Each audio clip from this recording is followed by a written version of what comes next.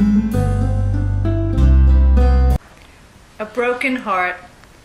This is what I know about the tall man who managed the reproduction antique store in Nyack. He was, I'd say, maybe 6'2". He wore khakis and a plaid shirt. I know he had dirty blonde hair and a Cheshire cat smile. He constantly puttered around in the cluttered store, and outside in front, where he fussed over Christmas wreaths, he hung a couple of weeks before the holidays, which brightened up the street.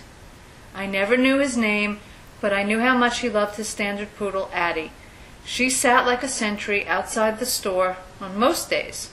A regal creature of fine curls, she would raise her snout to greet you. When I first moved to Nyack after leaving New York City, I remember reading village officials wanted to ban the shopkeeper from letting his poodle sit outside unleashed. The townsfolk took up a petition and beat back the overzealous officials. My favorite time to visit the store is during Christmas, when it looks like a Victorian postcard, stuffed with tree trimmings and cloth reindeer. It smells like cinnamon and pine. It's stuffed crowded like an old attic. One day I saw the tall blonde man leaving the store. He and his poodle trudged up the hill, side by side, like an old couple. I loved this man for loving this dog so much. Last February I read the tall blonde man had died. He was 49 and had succumbed to cardiomyopathy, a condition that enlarges the heart and forces it to beat irregularly. Apparently he'd been ill for a long time. I had to read the small item in the local newspaper twice to believe it. He seemed so healthy and energetic.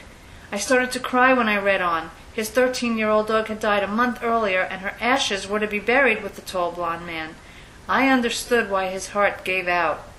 I now know the tall blonde man's name is David, and he was from Bethlehem, Pennsylvania. His parents are alive. His lover's name is Howard. He was a treasure to the people in Nyack. That was not a surprise. I didn't really know the tall blonde man named David, but his routine tableau, fussing, sweeping, arranging, lulled me into thinking there are things you can count on the day after tomorrow. And constancy is exactly what I desperately longed for after leaving the city I had once loved but became afraid to live in after 9/11. This last Christmas, I did not visit the shop.